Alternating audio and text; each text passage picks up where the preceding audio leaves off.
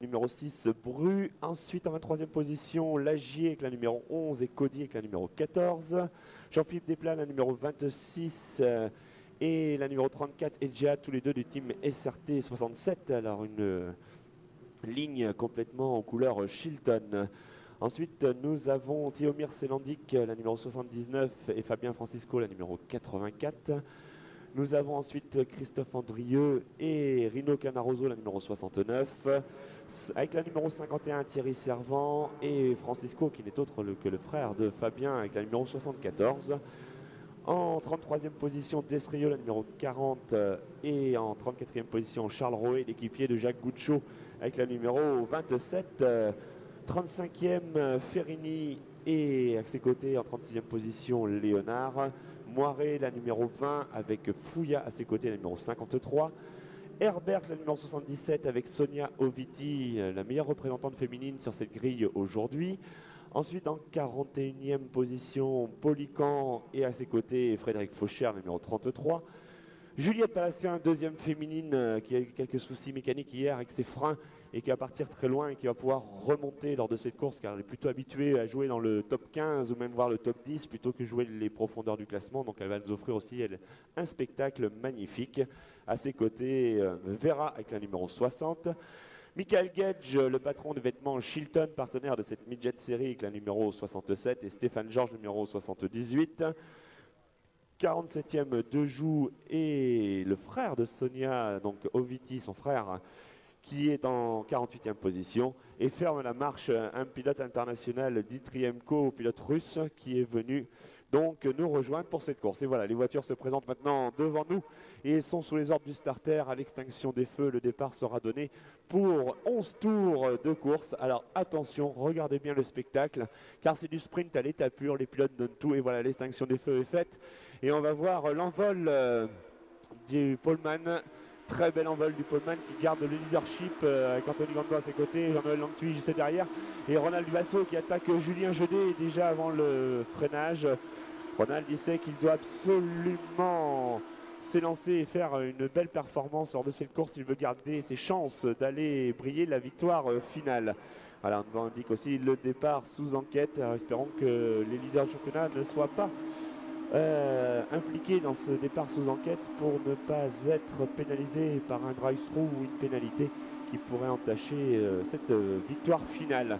Voilà, et dans la ligne droite opposée, on voit toutes les voitures très éparpillées sur la piste. Attention dans l'entrée de cette courbe de signe très très technique.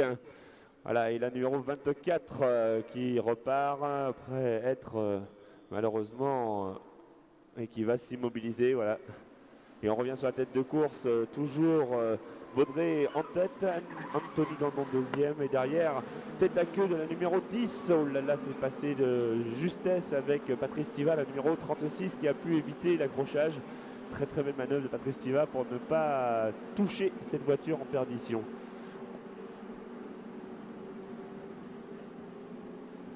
Voilà, et donc c'est Anthony Gandon qui s'est emparé du commandement devant Jacques Goucho. La numéro 7 donc qui emmène maintenant la meute devant la numéro 2, Jean-Noël Langtuy.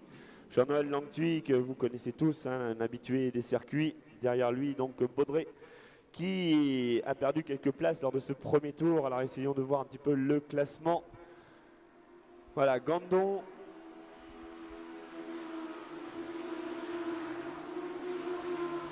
Jean-Noël Langtuy deuxième.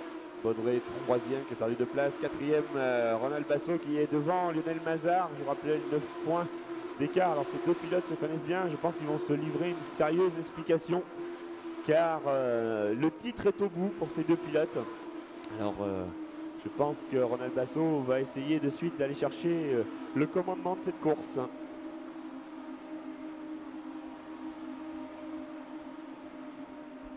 Voilà, et Ronald Basso qui tente une attaque sur Jean-Noël Langtuy, c'est passé. Je pense que Ronald Basso va pouvoir prendre la deuxième place de cette course. Lionel Mazard, oulala, ça a été très très chaud avec la manœuvre à l'entrée de la courbe de signe avec Jean-Noël Langtuy. Ronald Basso qui a fait un excellent premier tour. Je vous rappelle qu'il partait 10e, il se retrouve maintenant deuxième quand je vous disais qu'il fallait suivre La numéro 92 et la numéro 8, eh bien, je ne vous ai pas menti, la preuve, ils sont maintenant en 2e et 4e respectivement. Donc suivez bien cette course. Jean-Noël Lanthuy qui avant ce week-end lui aussi pouvait espérer la victoire finale. Malheureusement hier il n'a pas pu briller en course et donc maintenant il va jouer les places d'honneur pour être 3e ou 4e championnat avec son équipier Jacques Gouchot qu'on retrouve tout à l'heure dans la 2e course cet après-midi. Eh bien je pense que Jean-Noël Lanthuy, même s'il s'apprécie son ami dans la vie, il veut lui montrer qu'il est aussi rapide que lui et donc tout se jouera cet après-midi. Voilà, Ronald Basso en 2e position. Anthony Gandon, donc comme je disais, première saison de sport automobile. Il a déjà une victoire à Charade. Et bien là, il souhaite réitérer l'exploit lors de cette dernière course et regarder dans la ligne droite comme tout le monde se décale pour essayer de casser l'aspiration, pour éviter de se faire doubler. Là, malheureusement, dans ce genre de manœuvre, on permet aux gens qui sont devant de pouvoir s'échapper parce qu'on fait du chemin supplémentaire. Et c'est pas forcément la meilleure solution de vouloir se décaler. Il vaut mieux plutôt essayer de faire le trou et comme ça, ça permet de pouvoir jouer la victoire dans les derniers tours. Et aussi, on remarque une très belle prestation de Potier, le plus jeune pilote de cette Midget Série qui est dans le top 10 et qui apprend. Alors beaucoup d'expérience en karting, mais première saison aussi en sport auto. Et ça y est, je pense qu'il a pris la mesure de sa voiture. Il a fait beaucoup de petites erreurs de débutant, mais rien de très très méchant. Et maintenant, on voit qu'il est dans le coup, dans le top 10. Quand on a 50 voitures, c'est déjà très très révélateur. Marc Hilleret aussi qui en découle sur la piste avant l'entrée de signe. Et voilà, Ronald Basso qui prend le commandement de cette course. Ronald Basso qui a trouvé les bons réglages. Alors attention de ne pas aller à l'accrochage avec Anthony Gandon, parce qu'il est surmotivé, ce pilote numéro 7. Il veut aller chercher cette 2e victoire cette année, mais attention de ne pas fausser le championnat sur un accrochage, ça serait vraiment dommage. Donc Anthony Gandon, je sais qu'il est très adroit, qu'il est très bon pilote, ce serait... Et comme c'est un circuit d'aspiration, et voilà, il faut tout donner. Et on voit la numéro 36 qui s'est arrêtée. Est-ce qu'elle va pouvoir repartir? Non, on dirait qu'elle a un bon problème mécanique avec sa roue. Je pense qu'elle a eu un petit contact. C'est dommage, il était bien placé, Patrice Tiva. Et bien, on va suivre ça de plus près. Ronald Basso qui emmène la meute devant nous. Il a déjà creusé un petit peu l'écart sur Anthony Gandon. Il suffit de 10-15 mètres simplement pour ne plus pouvoir aspirer la voiture qu'il poursuit derrière. Donc il faut vraiment faire l'effort pour Ronald Basso. Voilà, Nicolas Gomard qui signe le meilleur tour en course en 1:42.214. Même dans le peloton, sa bataille sec, ça va très très vite. Voilà, Ronald Basso qui est en tête de cette course. 2e, Anthony Gandon. 3e, Lionel Mazard. Lionel Mazard hier enclin à quelques petits problèmes d'huile dans son moteur. Il avait une petite fuite qui l'ont beaucoup pénalisé. Et voilà, ils ont trouvé, je pense, le problème. Eh bien, ça permet à Lionel Mazard, dont la voiture porte des stigmates de contact sur l'arrière. Alors, espérons que ça n'ait pas trop endommagé sa voiture, puisqu'on voit un petit peu de fumée qui s'échappe de la voiture. Alors, espérons qu'un élément de carrosserie ne touche pas la roue. Oh là là, oui, il sort en glisse. Espérons qu'il puisse finir cette course, car s'il abandonne, il sait qu'il va perdre gros. Voilà. Et Ronald Basso, lui, ne se pose pas de questions. Il poursuit son effort. Il doit détacher Anthony Gandon, la numéro 7, s'il veut garder ses chances de victoire finale. Et là, il a pris déjà une petite avance. Alors, je ne dirais pas une confortable avance, parce que Anthony Gandon, c'est pas un manche au volant. Il sait emmener la voiture maintenant. Et là, il nous montre l'étendue de son talent, puisqu'il tient derrière lui à la régulière le leader du championnat. Donc Anthony Gandon, je pense que l'année prochaine, on va le retrouver aux avant-postes régulièrement. Et ça, c'est de bon augure pour la suite de sa carrière, pour ce jeune pilote qui débute aujourd'hui. Voilà la voiture de Lionel Mazard qui fume quand elle passe devant nous. Espérons que l'élément de carrosserie ne détruise pas complètement son pneu, ce qui pourrait ruiner ses chances de bien figurer. On voit qu'il est un petit peu en perdition en sortie de virage, il glisse beaucoup. Et Jean-Noël Lanthuy en profite pour se recaler dans l'aspiration. Voilà, et Anthony Gandon qui essaie de porter une attaque sur Ronald Basso dans la ligne droite opposée. Il a bien pris son aspiration. Lionel Mazard, lui, s'est décalé pour essayer de ne pas permettre à ses poursuivants de prendre l'aspiration. Et un drapeau jaune devant nous. Un drapeau jaune, alors malheureusement, on ne sait pas ce qui s'est passé, mais on signale bien aux voitures qu'au virage de la Pinède, il y a eu un incident. Espérons que ça soit sans gravité. Voilà, Anthony Gandon qui a pris le leadership devant Ronald Basso.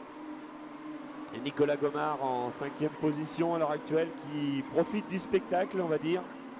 Alors espérons qu'il va pouvoir aussi, lui, se mêler à cette victoire, peut-être ce podium. Ouais, un élément de carrosserie s'était détaché, on voit les commissaires qui s'activent pour amener un capot avant. Eh bien, félicitations messieurs les commissaires, très très belle réactivité qui ne gêne pas comme ça le déroulement de cette course, magnifique. Alors, on peut saluer aussi le travail de ces commissaires de piste, des bénévoles qui sont là pour assurer la sécurité des pilotes. Voilà, Anthony Gandon qui passe devant nous. Voilà, Ronald Basso va pouvoir reprendre l'aspiration. Il n'est pas très loin, je pense qu'on a la ligne droite opposée. Et Christophe Carrière qui fait son effort sur Nicolas Gomard. Il va essayer de le doubler. Ouh, c'était très très chaud entre Nicolas Gomard et Jean-Noël Langtuy qui a freiné un petit peu plus tôt et qui a surpris un petit peu Nicolas Gomard. Ça a permis à Christophe Carrière de doubler cette voiture. Belle manœuvre de Christophe Carrière qui a bien su anticiper la manœuvre. Et de suite, il attaque Jean-Noël Langtuy. Voilà, attention à Lionel Mazard qui se décale pour pas que les pilotes puissent prendre son aspiration. Est-ce que ça va être un petit peu compliqué l'entrée de signe dans la position dans laquelle ils sont actuellement? Ah, tous les pilotes réélargissent leur virage. Et Christophe Carrière lui reste à l'intérieur. C'était pas la bonne opération puisque Jean-Noël Langtuy a pu en profiter pour garder le meilleur sur Christophe Carrière. Christophe Carrière qui est remonté maintenant en 5e position au détriment de Nicolas Gomard du team AGS Events. Christophe Carrière du team SMB Compétition qui hier a brillé les deux podiums des premières courses. Eh bien, il veut remonter sur le podium. Il aimerait faire un week-end 100% podium. Alors maintenant, il va essayer d'attaquer Jean-Noël Langtuy. Il est calé dans son aspiration. Et après, peut-être s'attaquer à Lionel Mazard, dont la voiture fume de plus en plus. Je pense que les éléments de carrosserie doivent frotter sur les pneus parce que la performance est là. Alors, il va falloir suivre ça. Et Christophe Carrière, je vous en parlais, il réussit le meilleur tour en course en 1:41.900. On est dans les temps de la pole position d'hier. Il faut s'assurer que ça va très très très vite en course. Et les pilotes, eh bien, ils ne se ménagent pas. Ils savent qu'ils ont 11 tours. On arrive quasiment à la mi-course. Donc ils veulent tout donner. Et voilà, on voit la voiture de Lionel Mazard qui fume de plus en plus dans la ligne droite. Un petit peu de mal au freinage. La voiture louvoie, mais il a pu la tenir. Hein, beaucoup d'expérience pour ce pilote. Et voilà, Christophe Carrière qui a pris l'avantage sur Jean-Noël Langtuy. Il va pouvoir essayer de s'attaquer à Lionel Mazard. Lionel Mazard qui se décale un petit peu pour éviter, mais les voitures suivent. Ça fait un joli petit serpent, on va dire, dans la ligne droite. Et bien, voilà, Christophe Carrière qui tente l'attaque sur Lionel Mazard. Et Ronald Basso s'empare de nouveau du commandement. Regardez, ça change à tous les virages, les positions, c'est impressionnant. Christophe Carrière qui en a bien profité et qui a pris donc l'avantage sur Lionel Mazard. Voilà. Il a gagné 2 places lors de ce demi-tour, on va dire, qui permet maintenant d'être sur le podium provisoire. Pilote de la numéro 100 en couleur carré bleu. Regardez-le bien, lui aussi il est très adroit au volant de sa voiture et il est surmotivé, il va vouloir aller chercher Anthony Gandon. Et on voit Lionel Mazard un petit peu en difficulté car Jean-Noël Langtuy a fait la jonction.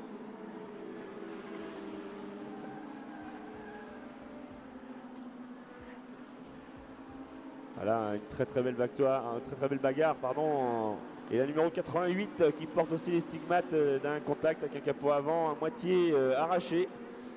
Il faut vraiment suivre toute la bagarre à tous les étages, car c'est vrai qu'on ne peut pas citer tout le monde, malheureusement, quand on a 50 pilotes en piste, c'est très très compliqué, surtout sur des courses de 11 tours. Et voilà, Ronald Basso toujours en tête de cette course. Ronald Basso qui a pris l'avantage sur Anthony Gandon le tour précédent. Anthony Gandon est calé dans son aspiration. Et déjà, on voit qu'il rattrape les retardataires. Attention au jeu des retardataires, car on peut perdre beaucoup de temps. Ou inversement, on peut placer une voiture assez rapidement entre nous pour essayer de faire la jonction. Voilà, et Julien Jeudé aussi qui attaque.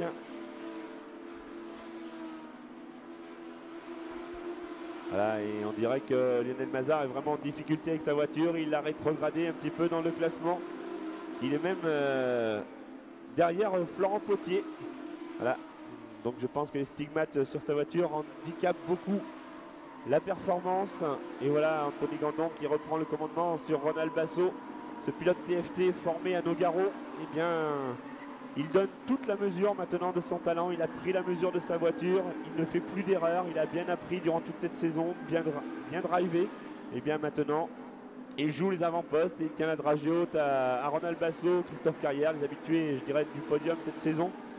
Et bien, lui aussi veut montrer qu'il a sa place dans la cour des grands et qu'il veut en découdre jusqu'au bout pour essayer de gagner ses précieuses places au championnat, qu'il place mieux dans le top 10. Et bien voilà, et Ronald Basso qui ne veut pas lâcher, il veut réaliser le sans faute qui serait synonyme pour lui de victoire finale au championnat.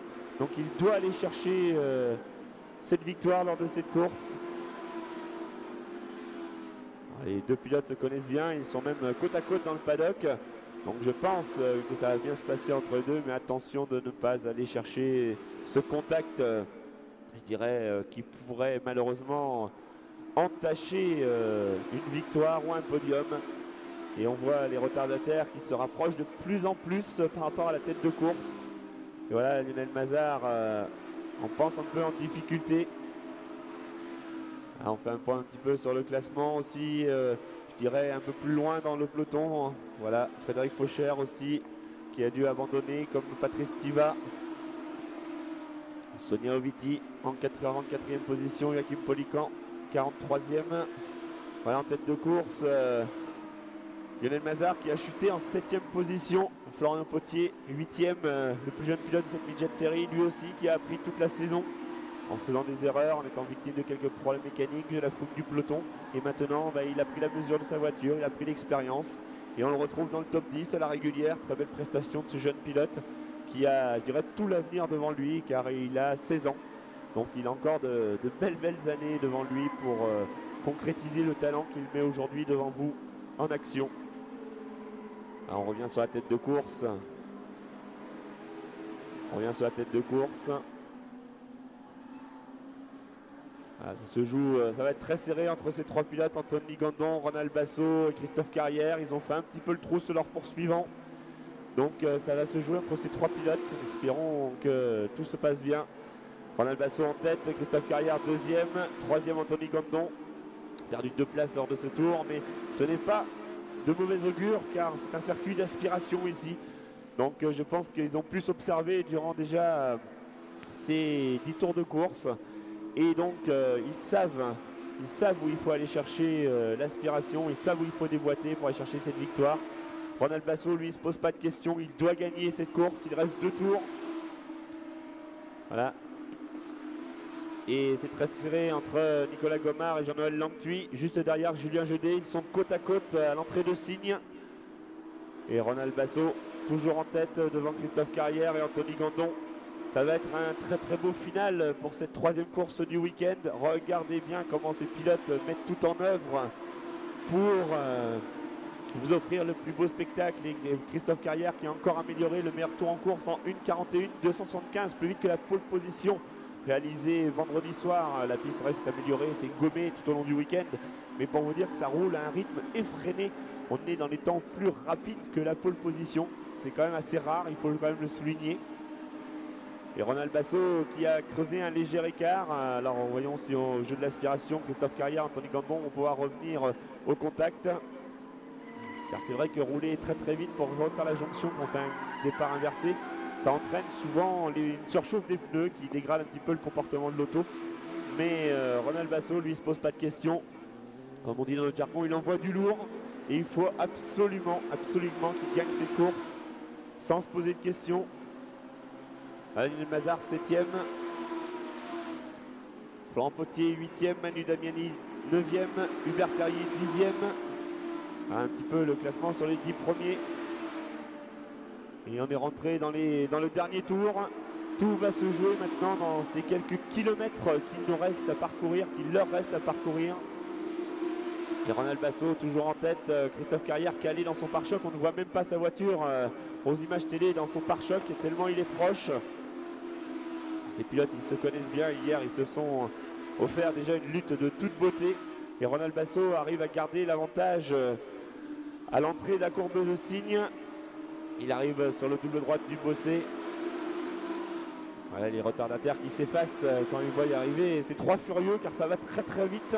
Ronald Basso qui a creusé un petit écart qui devrait lui permettre de remporter cette nouvelle victoire. Je rappelle qu'il était parti 10e, mais Anthony Gandon qui essaye de faire l'extérieur sur Christophe Carrière, manœuvre osée on va dire. Christophe Carrière non, qui garde l'avantage, mais il s'est décalé, il veut lui montrer je suis là, attention, je ne vais pas te faire de cadeau. Voilà, et les pilotes qui vont bientôt repasser parmi nous pour le drapeau à damier. Ronald Basso qui est parti en 10e position, il avait remporté les deux courses d'hier et il montre qu'il a trouvé les réglages, qu'il est un petit peu au-dessus du lot ce week-end. Il veut gagner ce championnat et il sait qu'il n'a pas d'autre choix que de gagner les courses. Et voilà le damier sur Ronald Basso qui remporte sa 3e course du week-end. Est-ce qu'il va réaliser le sans faute? Et voilà Ronald qui est très content de cette victoire.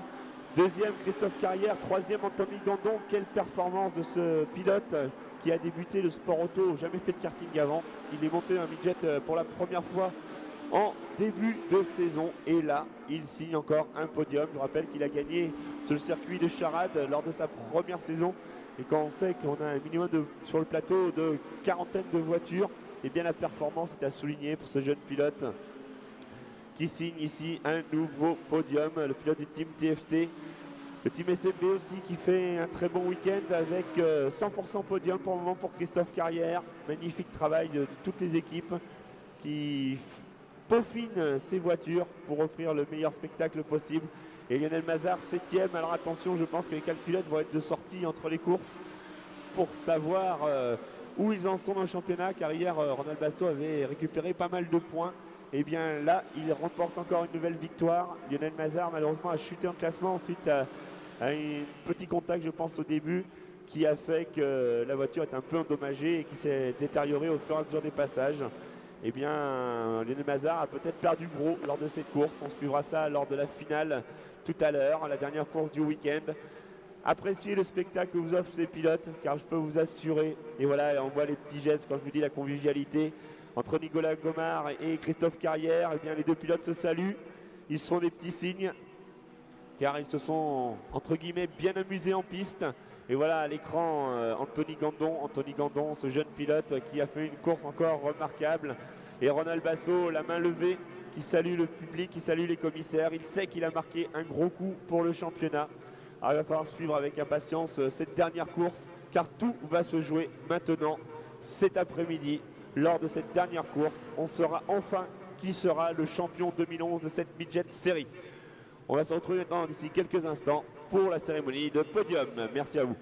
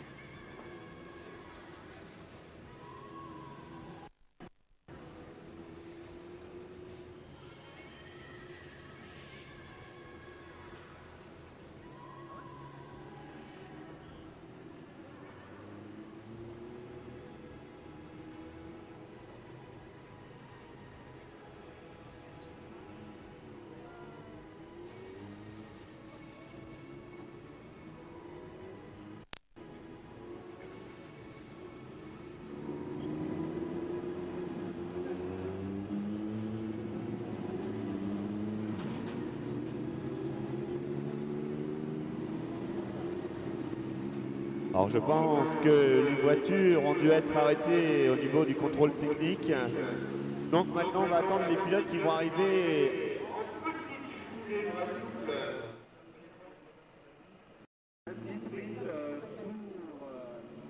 fait Jean-Phil là avec les tests qui arrivent. Allez, on prend là. Et donc on va laisser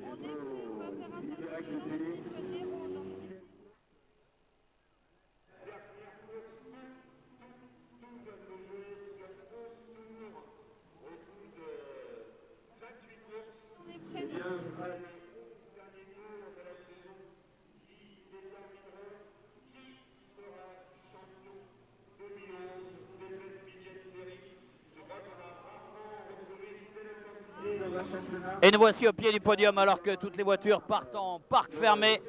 Jean-Philippe Desraux, le boss de la Midjet, va nous rejoindre. Jean-Philippe, on a encore assisté à du très beau spectacle. Oui, là c'était très chaud, ils n'arrêtent pas de se doubler à tous les tours, surtout devant. Donc le championnat se joue cet après-midi, ça va se jouer vraiment dans la dernière course. Donc ça c'est super pour le spectacle. Ouais.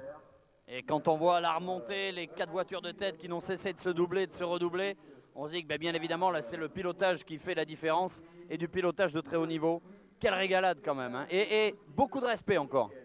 Oui, c'est vrai qu'ils se connaissent maintenant depuis un petit moment. Ils se doublent, ils arrivent à 3 de front, ils se prennent au freinage. Moi quand je vois des courses comme ça, vraiment je prends beaucoup de plaisir. En plus ils ne se touchent pas, donc ça c'est vraiment top. Ouais. Un favori pour le titre? Non, j'en ai pas. Pour moi il faut que ce soit le meilleur qui gagne. Et là entre Basso et Mazar, ils sont de très bons pilotes, donc ça va se jouer entre les deux cet après-midi, donc ça va être super pour le spectacle. Il me tarde de voir déjà la course là. Eh bien, merci Jean-Philippe, à tout à l'heure. Bien évidemment, une course que vous suivrez en direct en intégralité sur le site du GT Tour et sur FFSA TV. On va aller justement sur le podium retrouver Ronald Basso qui va arriver d'une minute à l'autre. Le temps de grimper, on se retrouve en direct. À tout de suite. Et au vu de la prestation qu'ils nous ont offert, je pense qu'on peut comprendre qu'ils marchent pour revenir au podium, car la lutte qu'ils nous ont offert sur la piste, on voit Jean-Philippe Desraux qui a apprécié le spectacle à côté de moi, que ces pilotes nous offrent lors de chaque meeting. Eh bien, ils nous rejoignent. Félicitations à tous ces pilotes, car il y en a 3 sur le podium, mais il y en a 50 en piste. Et ces 50 pilotes, il n'y en a pas un qui démérite. Il faut absolument les féliciter. Vous pouvez les ovationner, les applaudir. Ils passent devant vous à pied. Félicitations. Et on voit l'équipe, le team TFT qui prend dans ses bras leurs pilotes, font un gros travail avec lui. Alors je ne dirai pas ce que veut dire TFT, parce qu'on ne peut pas le dire en pour moi un peu difficile. Christophe est revenu très fort. J'ai eu un petit peu de mal à le contenir. On a joué